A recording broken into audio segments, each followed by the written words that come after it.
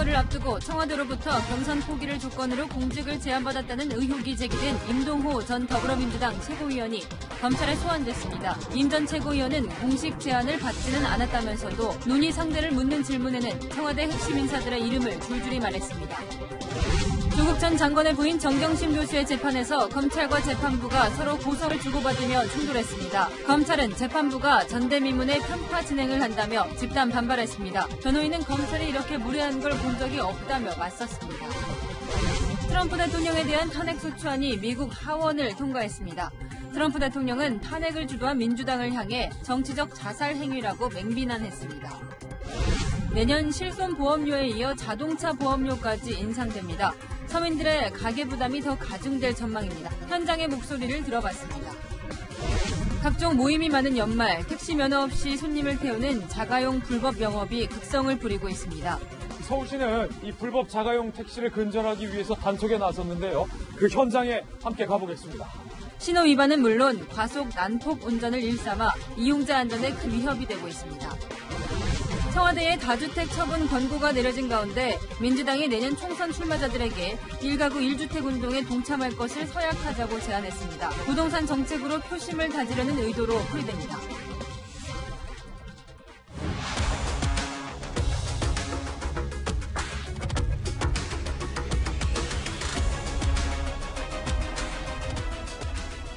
검찰 임동호 소환. 검찰이 오늘 서울에서 울산으로 검사를 급파해 임동호 전 더불어민주당 최고위원을 소환 조사했습니다. 청와대가 지난해 울산시장 선거를 준비 중이었던 임 전 최고위원의 불출마를 제안하면서 고배 총영사를 포함한 공직을 제안했다는 의혹을 조사하기 위해서입니다. 임 전 최고위원은 공식 제안이 아니었다고 해명했지만 그런 논의를 하는 자리에 제안을 한 한병도 당시 청와대 정무수석 외에 임종석 전 청와대 비서실장과 김경수 경남지사도 있었다고 실명을 밝혔습니다. 청와대가 대통령의 친구인 송철호 울산시장 당선을 위해 어디까지 개입했는지 상황이 일파만파 번지고 있습니다. 첫 소식 사공성근 기자입니다. 임동호 전 더불어민주당 최고위원은 오늘 오후 검찰에서 두 번째 조사를 받았습니다. 조사실로 향하기 전 6.13 지방선거를 앞두고 청와대와 공직 임명 문제를 논의한 사실을 시인했습니다. 청와대 고위층도 있고 지역에서 고생 많이 했는데 좀 자리 가서 이런 게 어떻게 되냐는 얘기 있었죠. 함께 자리를 논의한 청와대 고위 관계자 그리고 문재인 대통령 핵심 측근의 이름을 줄줄이 거론합니다. 임종석 실장도 있었고 우리 김경수 지사도 있었고 그 한병도 수석도 있었고 국회의원들도 있었고. 일본 오사카 총영사 자리를 논의하다 불발되는 과정에는 한병도 전 대통령 정무수석이 등장합니다. 꼭 오사카를 가야 되겠느냐. 한병도 수석이 그렇죠. 다만 임 전 최고위원은 송철호 울산시장 후보 단일화를 위해 공직임명 문제를 논의한 건 아니라고 강조했습니다. 불출마를 얘기로 그런 조건으로 무슨 자리 갔으면 좋겠다. 그런 얘기는 전혀 없었습니다. 하지만 검찰은 당시 울산시장 경선 출마 계획을 밝힌 임 전 최고위원에게 청와대가 다른 자리를 권유했다면 선거 개입에 해당할 수 있다고 보고 수사 중입니다. 채널A는 이름이 거론된 임 전 실장, 한 전 수석, 김 지사에게 여러 차례 전화했지만 세 사람 모두 받지 않았습니다. 채널A 뉴스 사공성근입니다. 임동호 민주당 전 최고위원은 저희 채널A와의 인터뷰에서 의미심장한 말을 했습니다. 결국 송병기 울산시 부시장 업무 수첩에 적힌 대로 됐다. 저희 어제 보도 이후 논란이 커지자 말을 일부 바꿨지만 파장은 쉽게 가라앉지 않을 것으로 보입니다. 이어서 이동재 기자입니다. 임동호 더불어민주당 전 최고위원은 어제 오후 채널A와의 인터뷰에서 청와대의 울산시장 선거 개입 의혹 사건의 피해자라며 억울함을 호소했습니다. 그대로 송병기 일지대로 기록이 되었고 일지대로 진행이 되었고 저는 피해자고. 지난 2017년 작성된 송병기 울산시 경제부시장의 업무 수첩에는 중앙당과 BH, 임동호 제거, 송 장관 체제로 정리라는 메모를 비롯해 BH 방문, 임동호 자리 요구라는 내용이 적혀 있는 것으로 알려졌습니다. 송철호 시장의 당내 경선 경쟁자들을 하차시키려는 전략이 수첩에 적힌 내용 그대로 실행됐다는 게 임 전 최고위원의 주장입니다. 어디 가야 되지 않겠냐 해서 오사카 총영사 아니면 갈 이유도 없고. 결국 경선 기회조차 얻지 못한 임 전 최고위원은 반칙이라고 강조했습니다. 경선에서 제가 한 번이라도 붙으면 되는데 늘 반칙하고 후보 단일화 피해자라고 주장하던 임 전 최고위원은 어젯밤 논란이 커지자 자리 이야기는 공식적으로 받은 바 없다며 다른 말을 했습니다. 청와대는 수사 중인 사안이므로 입장을 밝히는 것은 적절치 않다고 답했습니다. 채널A 뉴스 이동재입니다. 남편 조국 전 장관 역시 이르면 다음 주 구속영장 심사를 받을 위기입니다. 청와대 민정수석 당시 유재수 감찰을 무마한 혐의 때문입니다. 채널A 취재 결과 조국 전 장관은 외부에서 유재수에 대한 구명 요청이 있었다고 검찰에 진술했습니다. 그리고 그걸 백원우 당시 민정비서관에게 들었다고 한 것으로 알려졌습니다. 자신에겐 정무적 책임만 있다고 다시 한번 강조한 거죠. 박건영 기자의 단독 보도입니다. 뒷자리가 안 보이게 가림막을 친 차량이 검찰 청사를 빠져나갑니다. 유재수 전 부산시 부시장에 대한 감찰 무마 의혹으로 두 번째 검찰 조사를 받은 조국 전 장관이 탄 걸로 보이는 차량입니다. 지난 16일과 어제 양일에 걸쳐 총 24시간 넘게 조사를 받은 조 전 장관은 유 전 부시장에 대한 민정수석실 외부로부터의 구명 시도가 있었다고 진술한 걸로 전해졌습니다. 김경수 경남지사, 윤건영 국정기획 상황실장 등이 구명운동을 했고 결국 감찰 중단을 결정했다는 겁니다. 이들의 연락을 받아 자신에게 전달한 당사자로는 백원우 당시 민정비서관을 지목한 걸로 전해졌습니다. 감찰 중단은 백 비서관의 의견을 수용한 결과라는 취지로 진술한 걸로 알려졌습니다. 과거 국회 답변에서 조 전 장관은 외압 실체를 인정하진 않았습니다. 첩보를 조사를 한 결과 그 비첩보 자체에 대해서는 근거가 약하다고 보았습니다. 검찰은 감찰 중단의 최종 결정권자였던 조 전 장관에게 직권남용 혐의를 묻겠다는 입장입니다. 이르면 다음 주 초쯤 조 전 장관에 대한 구속영장을 청구할 방침으로 알려졌습니다. 백원우 전 비서관과 구명 시도를 한 인물들에게 공범 혐의를 적용할지도 검토 중입니다. 대통령 민정수석에게 직권남용 혐의가 적용된 사례로는 앞서 우병우 전 민정수석이 이석수 전 특별검찰관 등을 불법 사찰했다는 이유로 구속된 적이 있습니다. 채널A 뉴스 박건영입니다. 이번엔 조국 전 장관의 딸 문제입니다. 딸의 표창장 위조 문제가 불거졌을 때 조 전 장관 부부가 회유 전화를 걸어왔다고 폭로한 인물이죠. 최성해 동양대 총장 본인의 각종 학력이 위조됐다고 교육 당국이 발표했습니다. 최 총장의 해임까지 요구했는데 사건의 출발점이었던 조 전 장관 딸에 대한 조사가 아직인 것과는 대조적이죠. 이다혜 기자입니다. 최성해 동양대 총장은 조국 전 법무부 장관 딸의 동양대 표창장이 위조됐다고 주장했습니다. 그거 나갈 수가 없는 겁니다. 총장 직인을 훔쳐갖고 찍고 했든지 아니면은 위조를 했든지 그런 것밖에 없겠죠. 이후 최 총장도 자신의 학력을 위조했다는 의혹을 받아왔습니다. 표창장에 기재된 교육학 박사가 가짜라는 겁니다. 지난 10월 조사에 착수한 교육부는 최 총장의 5개 학위 중 3개가 허위였다고 결론 내렸습니다. 미국 워싱턴 침례대 신학과 학사와 종교교육학 석사 학위만 실제 학력일 뿐, 최 총장이 주장해온 단국대 무역학과 학사와 미국 템플대 경영학 석사, 워싱턴 침례대 교육학 박사는 모두 가짜라는 겁니다. 이런 허위 학력을 총장 연임에 활용한 사실까지 드러나면서 교육부는 동양대에 최 총장에 대한 면직을 요구했습니다. 조사 착수 2달 만입니다. 하지만 조 전 장관 딸에 대한 조사는 진척이 없습니다. 특히 단국대 윤리위원회는 조 전 장관 딸이 제1저자로 올라간 논문의 연구 부정 행위를 조사하고 있지만 4개월이 지나도록 결론을 내놓지 못하고 있습니다. 대한병리학회가 의혹이 불거진 뒤 곧바로 논문을 철회한 것과는 대조적입니다. 교육부도 검찰 수사와 재판이 진행되고 있어서 조 전 장관 딸에 대해선 조사하지 않고 있다고 밝혔습니다. 채널A 뉴스 이다혜입니다. 청와대와 정부의 다주택 처분 권고에 여당까지 가세했습니다. 이인영 민주당 원내대표가 오늘 다주택자인 내년 총선 출마자들은 한 채만 남기고 나머지는 팔겠다는 서약서를 받자고 주장한 건데요. 20대 의원 10명 중 4명이 다주택자입니다. 이 원내대표의 주장 정말 현실화될까요? 김철준 기자가 보도합니다. 더불어민주당이 2주택을 거부하는 국민운동, 이른바 노노 2주택 캠페인을 시작했습니다. 노노 아베 운동처럼 노노 2주택 국민운동이 시작되어야 합니다. 국회도 예외일 수는 없습니다. 내년 총선 출마자들에게는 주택 처분 서약을 받자고 주장했습니다. 모든 민주당의 후보자들이 집을 재산 증식 수단으로 삼지 않겠다고 약속하고 거주 목적 외에 주택을 처분할 것을 서약할 수 있도록 해줄 것도 요청합니다.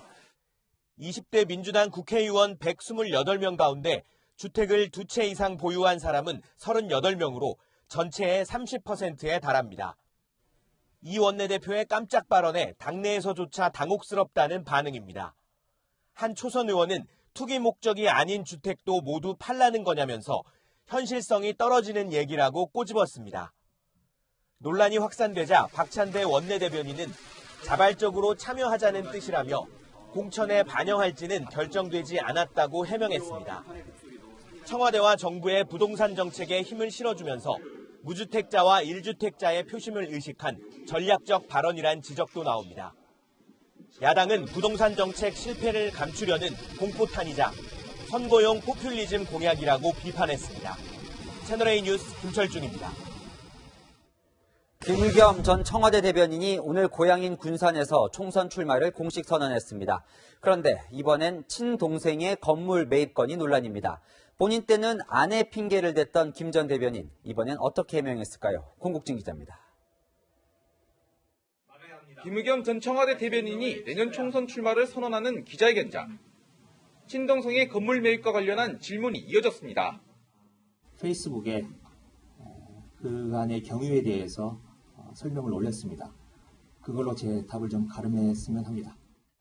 지난해 7월 김 전 대변인이 흑석동 건물을 매입하기 하루 전 친동생도 흑석동 2층 건물을 13억 원에 샀던 사실이 뒤늦게 알려져 논란이 되고 있습니다.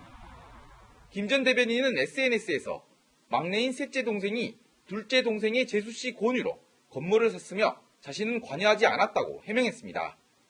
김 전 대변인은 부동산 투기 의혹으로 대변인에서 사퇴할 당시 아내가 자신과 상의하지 않고 투자한 것이라고 밝힌 바 있습니다.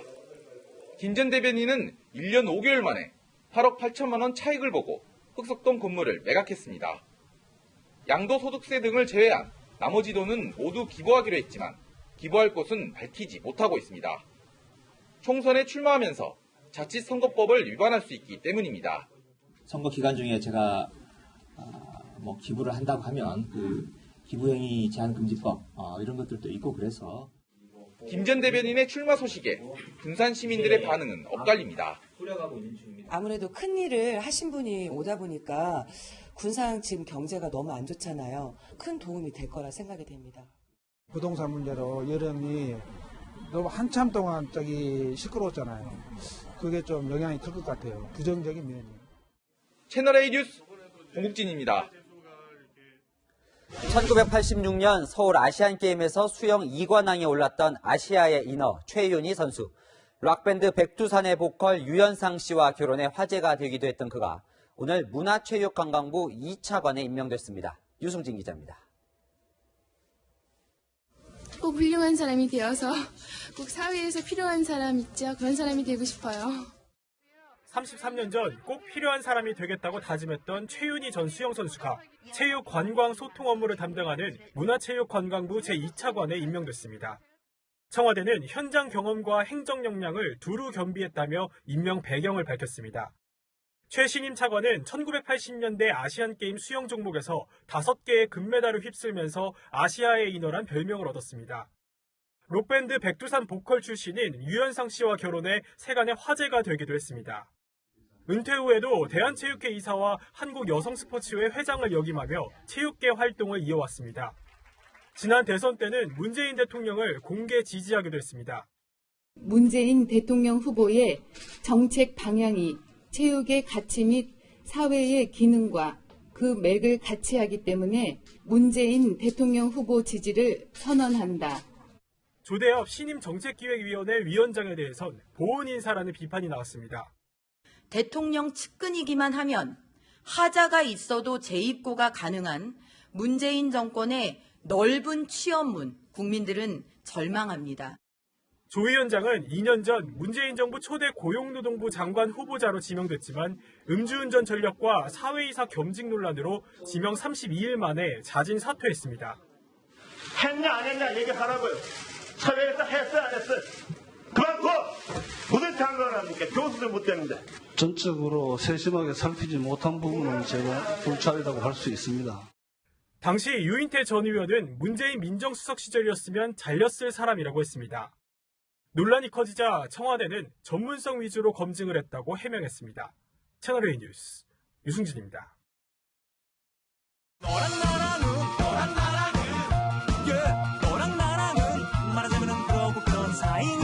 네, 여랑야랑 시작합니다. 이재명 기자, 첫 번째 주제 갈까요? 네, 총선 승리의 조건 이렇게 제목을 달았습니다. 총선에서 승리하려면 참신한 인물, 좋은 정책, 그리고 명확한 구도 이런 것들이 잘 맞아떨어져야 하는데요. 오늘 자유한국당 의원들은 새로운 조건을 제시했습니다. 주부가 자유한국당의 그런 행사를 취재하러 오겠다는데 문재인 정부가 어떠한 경로로도 언론을 통제할 수가 없는 겁니다. 취재는 취재증을 받아야 취재를 하는 거지. 그거는 전체주의적인 발상입니다. 언론 자유가 보장이 돼야 저희가 21대 총선에서 이길 수 있어요. 그 양측의 취재원과 취재 대상은 네, 한국당이 제시하는 새로운 총선 승리의 조건, 언론 자유네요. 네, 맞습니다. 한국당 의원들이 단체로 몰려간 곳은 바로 유인태 국회 사무총장실인데요.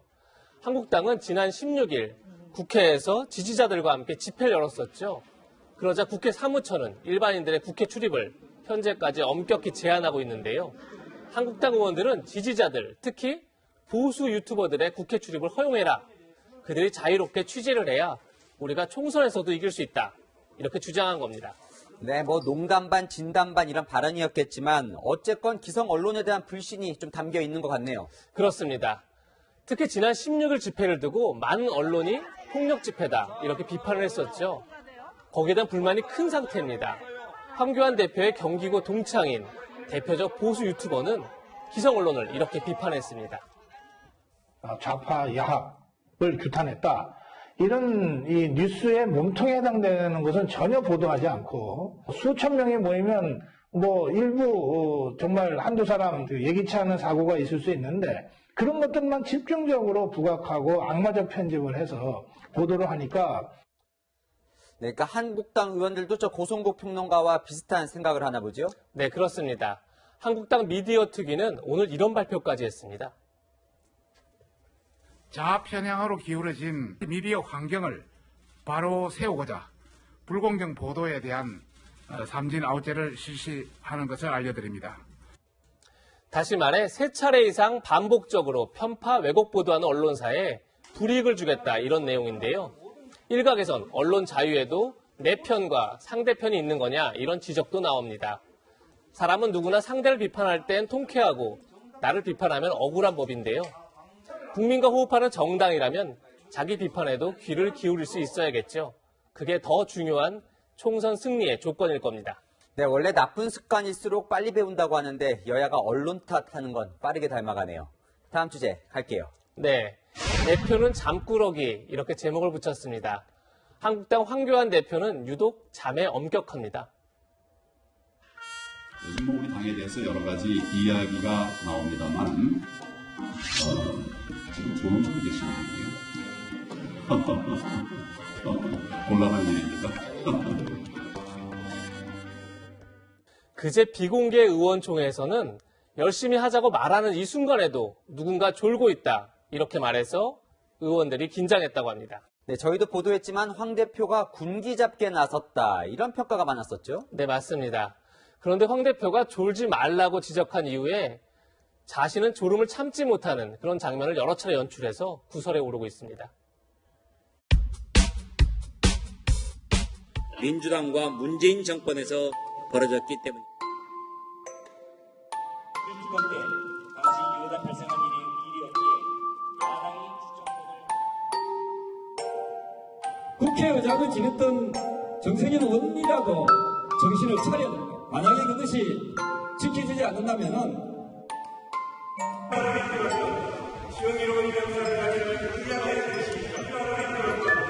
명예로운 역사를 가지는 누구야의 것입니다.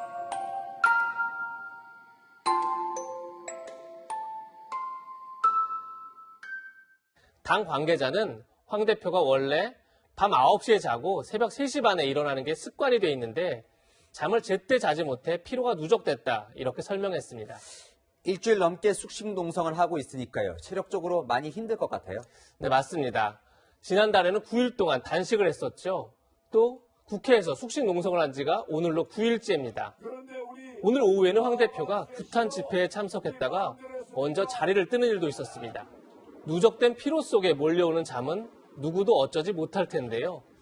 당의 기강을 잡는 것도 중요하지만 의원들을 다독이는 것도 중요한 리더십이겠죠.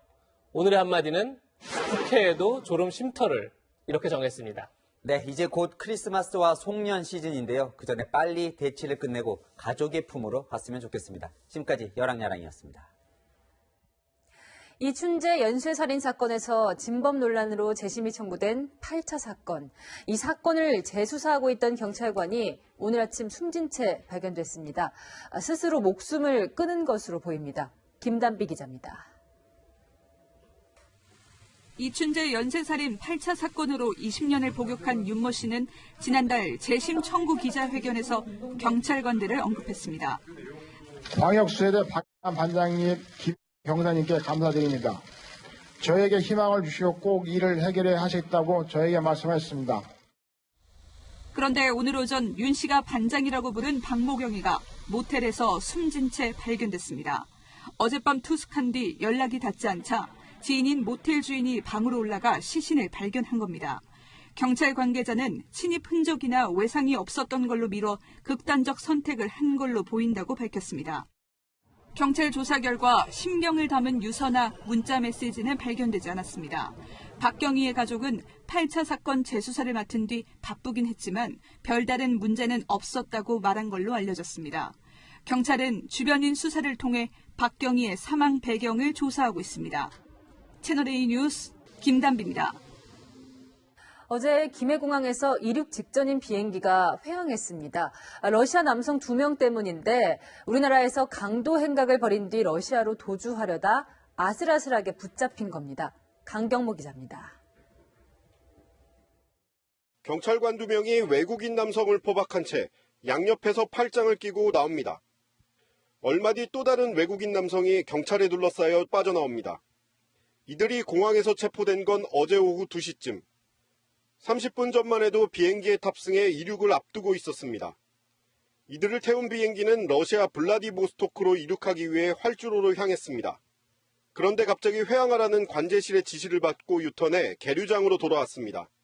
공항경찰 4명은 이들을 비행기 밖으로 데리고 나와 체포했습니다. 계류장에는 만일의 사태에 대비해 무장한 기동대원들도 대기하고 있었습니다. 이들은 체포 당시 체념한 듯 아무런 저항도 하지 않았습니다. 검거 현장에서도 그 러시아 전화 통역을 통해 가지고 어떤 미란다 원칙을 고지하고 할 때도 심경을 물어보니까 순순히 인정도 하고.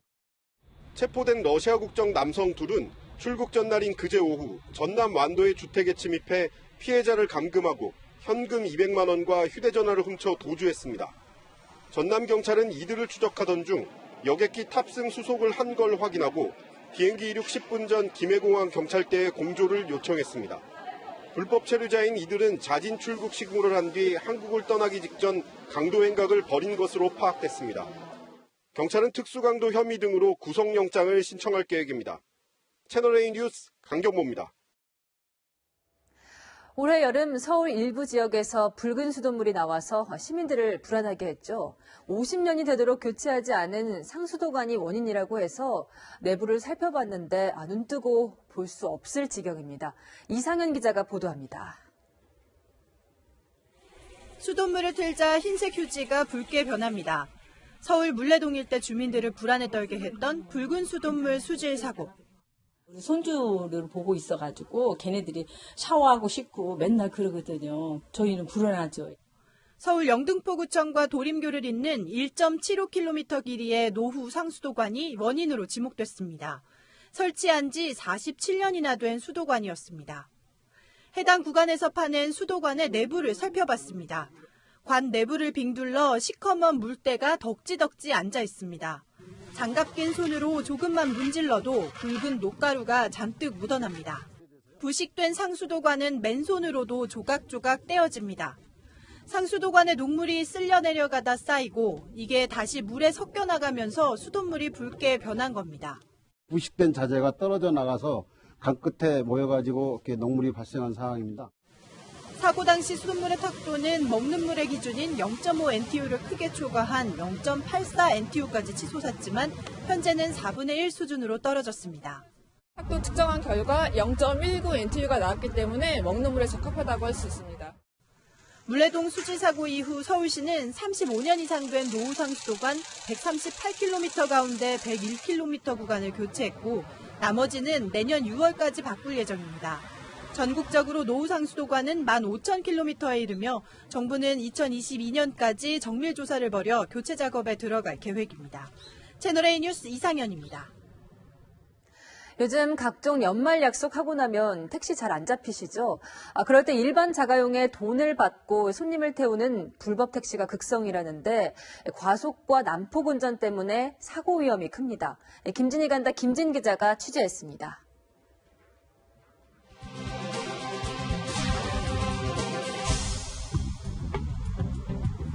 지하철과 버스 막차가 끊기는 자정 무렵이면 역 근처에 어김없이 나타나는 차량이 있습니다. 바로 택시 면허도 없이 자가용으로 운행하는 불법 자가용 택시입니다. 승객들의 안전에 심각한 위협이 되고 있습니다. 서울시는 이 불법 자가용 택시를 근절하기 위해서 단속에 나섰는데요. 그 현장에 함께 가보겠습니다.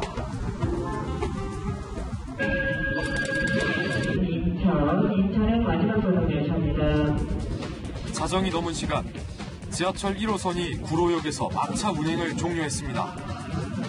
아직 갈 길이 먼 승객들, 택시조차 안 잡혀 난감합니다.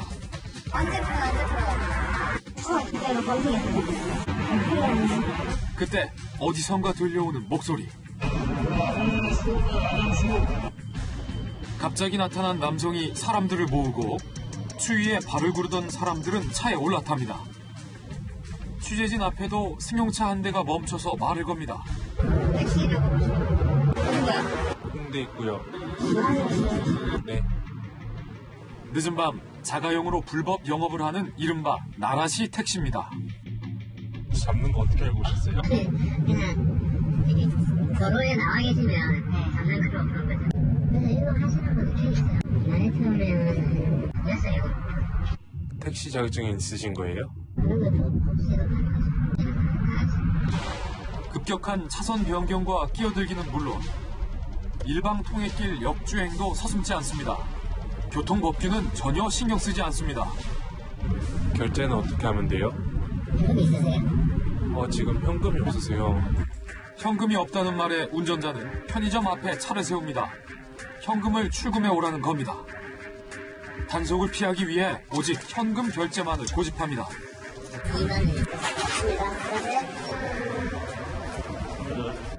9km 정도를 달리면 일반 택시로는 10,000원 정도 나오는데 불법 택시는 그 2배를 받습니다. 서울시 단속반과 단속에 동행해봤습니다. 승객을 가장한 단속반 앞으로 흰색 승용차 한 대가 천천히 다가오고 가격 흥정을 마친 단속반이 차에 오릅니다. 출발하자마자 빠르게 속도를 내는 불법 택시. 뒤를 쫓는 단속 차량이 따라잡을 수 없는 속도입니다. 내비게이션에 찍힌 속도는 무려 시속 175km. 평소에도 보통 막 좀 빨리 가주시나요? 빨리 가라고 할 때 얼마까지 가세요? 목적지에 도착한 불법 택시를 미리 기다리던 단속반이 막아섰습니다. 기사님! 기사님! 왜 그러세요? 지금 단속 중이에요. 잠깐만. 단속 사실을 알리자 그대로 도주해버립니다. 아이고 뭐야. 도망가 버려. 아유. 그러나 도망쳐봐야 소용없습니다. 저희는 이제 최적 체크가 돼 있으니까 체크를 바탕으로 해서 기사를 불러서 우리가 녹취 자료는 있으니까요. 단속은 새벽까지 계속됐습니다. 여의도 정지 신호는 가볍게 무시하고 내달립니다. 목적지에 도착한 후 단속 사실을 고지합니다. 자가용 유상 운송 금지 위반으로 여객 자동차 운수사업법 제84조 그런데 현행범 체포됐습니다. 아니 뭐 때문에 그러는데요? 아니 나는 여기 사고자 준 건데요. 받으셨잖아요. 결국 요금을 받은 사실이 포착돼 조사를 받게 됐습니다. 직업은 뭡니까? 직업이요. 언니는 다니시냐고 몇십만 원 받는 것도 아니고 시켜줘야 완전 몇백만 원 벌어서 기름값 하고 그런 것도 아니고. 여객자동차 운수사업법에 보면 2년 이하 징역 또는 2천만 원 이하의 벌금에 처하게 돼 있어요.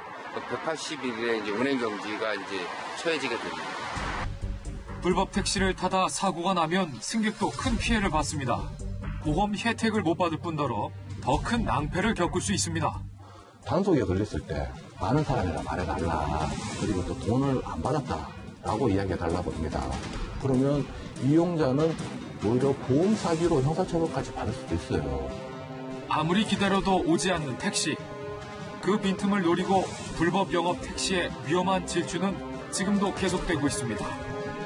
김진희 간다의 김진 기자입니다. 도널드 트럼프 미 대통령이 결국 하원에서 탄핵 소추를 당했습니다. 그런데 지지율은 오히려 오르고 있다네요. 이유가 뭔지 워싱턴에서 김정한 특파원이 보도합니다.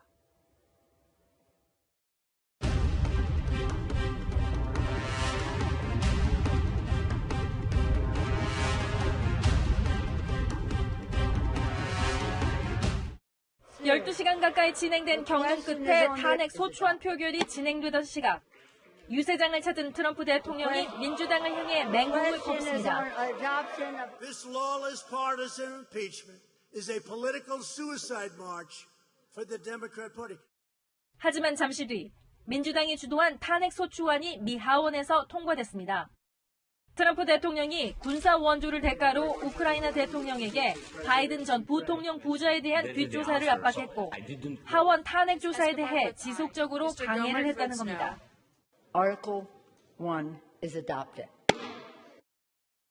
Article 2 is adopted. 이로써 트럼프 대통령은 하원의 탄핵을 받은 역대 세 번째 대통령이라는 불명예를 안게 됐습니다. 미 전역에선 탄핵 지지 시위가 이어졌습니다.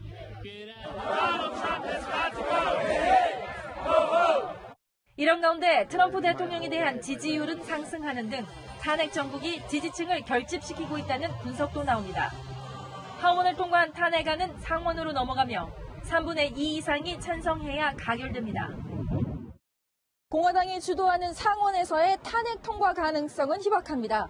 하지만 다음 달까지 이어지는 탄핵 정국으로 인해 이 트럼프 행정부의 대북 정책에도 영향을 미칠 것이라는 우려도 나옵니다. 워싱턴에서 채널A 뉴스 김정환입니다. 정부가 오늘 발표한 내년 경제 성장률 전망 2.4%입니다. 정부가 7월에 예상했던 올해 성장률도 2.4%였는데요. 실제로는 2%를 넘을지도 불확실합니다. 내년엔 다를까요? 김남준 기자가 보도합니다. 문재인 대통령은 내년도 경제정책의 최우선 과제로 성과를 꼽았습니다.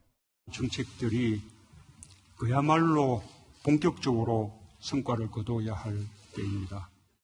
정부가 2.4% 성장을 위해 꺼내든 건 투자주도 성장 카드입니다. 기존의 소득주도 성장 중심에서 선회한 겁니다. 투자의 회복 강도가 내년도 경기 반등의 폭을 결정하는 핵심이 될 것입니다. 이를 위해 민간기업, 민간자본, 공공기관이 총 100조 원을 투자하도록 유도하겠다고 밝혔습니다. 국내 숙박비 소득공제, 입국장 면세점 확대 등 내수를 살려 경기를 부양하겠다는 계획도 내놓았습니다. 하지만 정책 효과에 의문도 제기됩니다. 투자 목표치인 100조 원에서 민간 15조 원은 아직 확정조차 되지 않았습니다. 신규 투자가 자금상의 문제보다는 규제나 사업 전망 이런 부분과 관련이 좀 높거든요. 실제로 민간 부분 투자를 꺼낼 수 있을지에 대한 부분이 조금 더 고민이 있어야 될 것 같다. 정부는 문 대통령이 강조한 40대 고용 대책도 부랴부랴 내놓았지만 구체성이 떨어진다는 비판도 나옵니다. 창업할 때 제일 성공할 확률이 높은 세대이기도 합니다. 경험도 많고 또 40대에 맞는 그 창업 지원도 하고 그래서. 정부가 민간 활성화 정책을 전면에 내세웠지만 실제로 성과를 내려면 보다 큰 틀에서의 변화가 필요하다는 지적이 나옵니다. 채널A 뉴스 김남준입니다. 정부의 장밋빛 전망과 다르게 우리 국민들은 내년이 오는 게 달갑지만은 않습니다. 실손 의료보험과 자동차 보험이 줄줄이 인상됩니다. 홍유라 기자가 취재했습니다. 금융당국과 보험회사 최고 경영자들이 한자리에 모였습니다. 은성수 금융위원장은 업계 적자를 의식한 듯 제도 개선의 필요성을 강조합니다. 자동차 보험 등 보험금 누수를 유발하는 제도 등도 지속 개선하겠습니다. 지난달 주요 손해보험사의 손해율이 100%를 돌파했습니다. 걷어들이는 보험료보다 나가는 보험금이 더 많아 대규모 적자가 예상되는 상황입니다. 업계에서 보험료 인상을 주장하는 배경입니다. 내년 자동차 보험료가 오를 전망인데요. 3%대 정도로 인상될 가능성이 큽니다. 뿐만 아니라 실손 보험료도 10%에 가까운 수준으로 오릅니다. 보험 가입자에겐 부담입니다. 보험은 너무 비싸다는 생각이 좀 있는데 아무래도 인상한다고 하니까 조금 더 부담이 많이 될 것 같습니다. 요즘 경제도 안 좋은데 너무 자주 오르는 것 같습니다. 올리는 자체가 너무 힘들다. 저희들한테는 너무 버겁다. 정작 손해보험업계는 적자를 메우려면 3%대 인상으론 부족하다는 반응입니다. 10%는 사실 올려야 되는데 10%는 못 올리냐, 5% 정도는 해야 되지 않겠냐라는 게 일반적인 톤이었거든요. 매년 반복되는 보험료 인상으로 업계의 손실을 가입자에게만 떠넘기고 있다는 지적도 나옵니다. 채널A 뉴스 홍윤아입니다.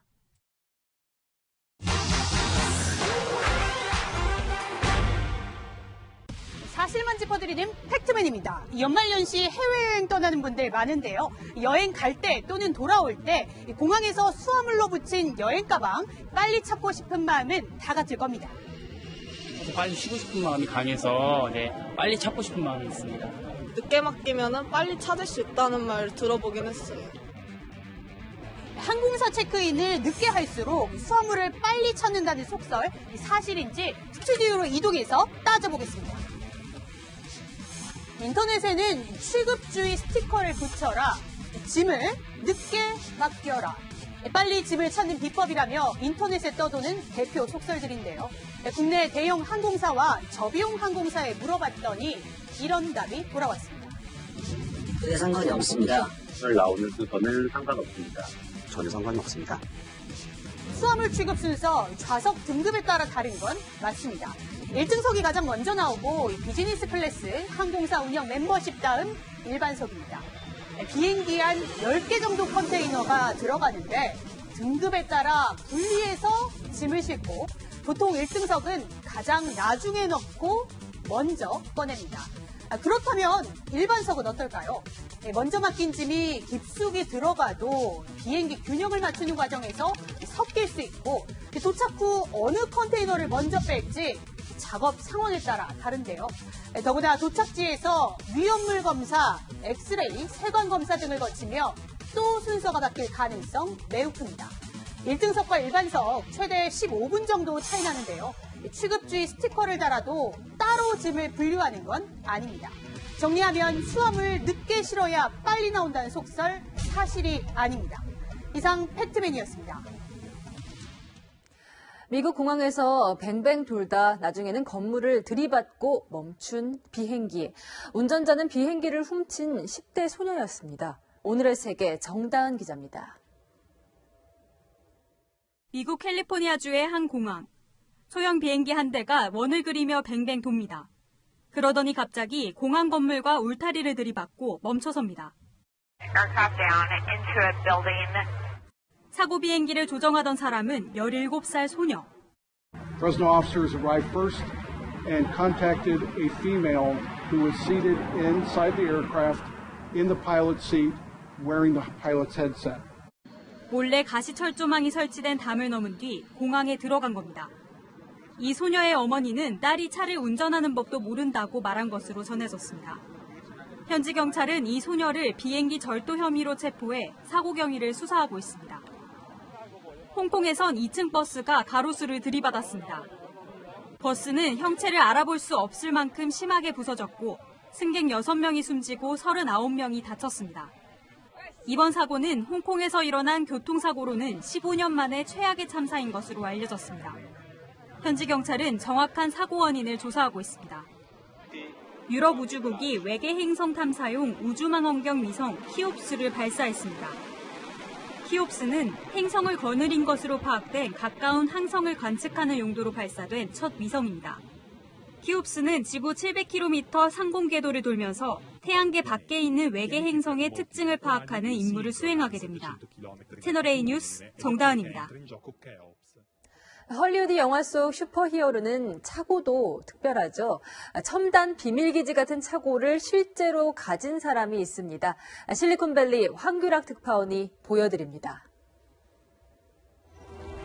영화 속 슈퍼히어로들의 비밀기지 역할을 했던 차고. 적과 싸울 때 타는 다양한 차들이 폭포에 둘러싸여 있습니다. 미국 LA의 한 저택에 이런 영화 같은 차고가 실제로 등장했습니다. 주차된 차들 옆으로 떨어지는 폭포수는 진짜가 아니라 가상의 이미지입니다. All marble floors. You could put 10 cars in here if you wanted to. Obviously, we have a turntable. 원하는 이미지를 소리와 함께 언제든 만들어낼 수 있어 운전자는 나만의 요새에 들어가는 듯한 느낌입니다. 개인 차량을 주차할 수 있는 차고나 이렇게 흔히 볼 수 있는 공용 주차장의 모습도요, 인공지능 기술을 통해서 달라지고 있습니다. 버튼을 누르니 평평한 아파트 마당에서 주차 시설이 쑥 올라옵니다. 널찍한 공간은 아니지만 지하 주차장에선 로봇이 입주민들의 차량을 척척 관리합니다. 유럽 곳곳의 공항에는 스마트 주차 기술이 상용화되기 시작했습니다. 운전자는 빈 공간을 찾아 맴돌 필요가 없습니다. 대신 로봇이 주변 장애물을 피하며 알아서 안전하게 세워줍니다. Those transfer stations you see behind us, we do a full 3D body scan of the car, and there we recognize the tires and also the dimensions of the car. 더 안전하고 편리한 공간, 여기에 즐거움까지 충족시켜주는 공간으로 주차장이 진화하고 있습니다. 미국 캘리포니아에서 채널A 뉴스 황규락입니다. 박항서 감독이 오늘 고향인 경남 산청을 찾았습니다. 함께 온 베트남 대표 선수들이 먼저 가자고 했다는데 다 같이 사우나를 하고 토속 음식을 즐겼습니다. 홍진우 기자입니다. 박항서 감독이 베트남 축구 대표팀 선수들과 고향 마을에 도착하자 환호가 터져 나옵니다. 마을 주민은 물론 한국에 거주하는 베트남 사람들도 마중을 나왔습니다. 사람들 너무 좋아서 지금 난리 나고 있어요. 너무 좋아서 감독님 너무 감사한 마음이 밖에 없어요. 베트남 축구 대표팀이 박 감독의 고향에 온 건 처음입니다. 경남 통영에서 전지 훈련 중인 베트남 선수들이 박 감독 어머니를 꼭 보고 싶다고 밝혀 시간을 쪼개 찾은 겁니다. 선수들은 박 감독의 어머니에게 용돈을 드리기도 했습니다. 박 감독은 건강이 좋지 않은 형님 이야기에 눈시울을 붉히기도 했습니다. 제 어머니가 연세가 많으시고 그런 부분을 자꾸 언론에서 조금 노출시키는 것도 좋지 않고 또 저희 바로 위에 형님이 지금 몸이 좋지 않습니다. 베트남 선수들은 한방 사우나를 즐기고 산청의 약초로 만든 음식을 먹으며 기운을 보충했습니다. 박항서 감독의 이딴 승정보에 경남 산청도 특수를 누리고 있습니다. 1년 새 박 감독의 고향 마을을 찾은 베트남 관광객은 700명이 넘었습니다. 베트남 여행사들이 지금 편토를 하기 위해서 저희들한테 요청이 쇄도하고 있습니다. 오는 22일 베트남으로 돌아가는 박항서 감독과 베트남 축구 대표팀은 다음 달 23세 이하 아시아 챔피언십에서 새로운 도전에 나섭니다. 더욱더 빛나는 대한민국을 만드는 정말 진정한 친구가 되기를 바란다. 화이팅! 채널A 뉴스 홍진우입니다.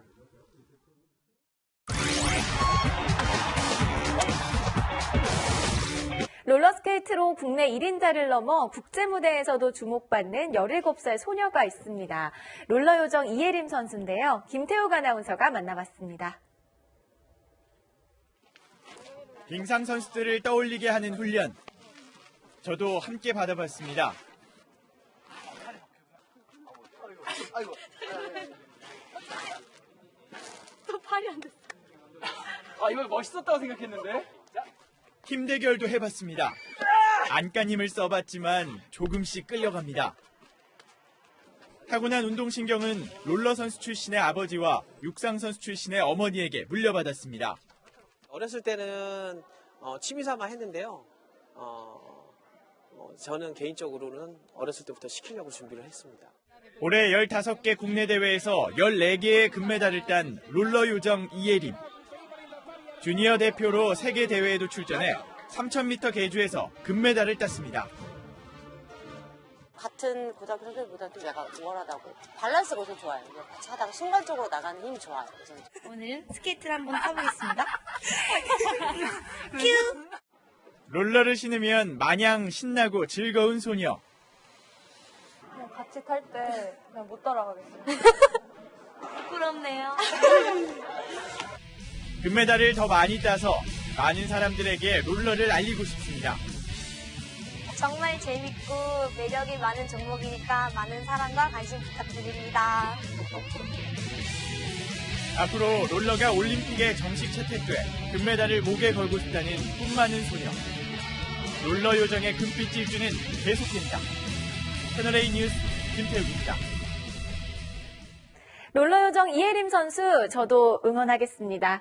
오늘 준비한 스포츠 소식은 여기까지입니다. 다음은 날씨 알아보겠습니다. 오늘 밤 눈 소식이 있다면서요? 네, 그렇습니다. 오늘 밤사이에 곳곳에 또 눈 소식입니다. 경기 남부 서해안과 충청 일부, 전북 지역으로 눈이 올 텐데 양은 1cm로 예상되고 있습니다. 적은 양의 눈이지만 터널 입출구나 다리 위에서는 제설 작업을 해주면 사고를 줄이는 데 도움이 됩니다.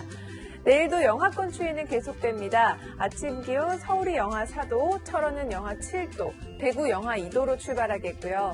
낮에도 영상 5도 안팎에 머물고 강한 바람 때문에 체감온도는 더 낮겠습니다. 내일의 대기질은 대체로 깨끗하지만 남부 지역은 밤에 일시적으로 대기 정체가 일어나 미세먼지 농도가 높아질 수 있습니다. 방심하지 마시고요. 당분간은 대기질 정보 수시로 확인하시면 좋겠습니다. 이번 주말에도 이맘때 겨울 추위 이어집니다. 성탄절인 다음 주 수요일에는 충청 이남에 비가 오고요. 강원 영동 지역은 화이트 크리스마스가 될 가능성도 있습니다. 들쑥날쑥한 날씨에 면역력이 떨어지기 쉬운데요. 12월의 배추는 비타민이 풍부해서 국으로 끓여 드시면 좋습니다. 제철 맞은 호막도 영양소가 가득한데요.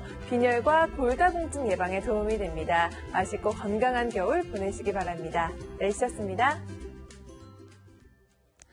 문재인 대통령은 오늘 소득 분배 지표가 나아졌다고 자평했습니다. 경제부총리는 올해도 못 지킨 2.4% 성장률을 또 제시했습니다. 살기 어렵다는 현장의 분위기와는 온도가 참 다릅니다. 청와대는 이르면 내일 정세균 총리 후보자의 임명 동의 요청안을 국회에 제출할 예정인데요. 경제통이라는 정 후보자, 국민은 말이 아닌 내 호주머니를 채워주길 원합니다. 내일도 뉴스입니다.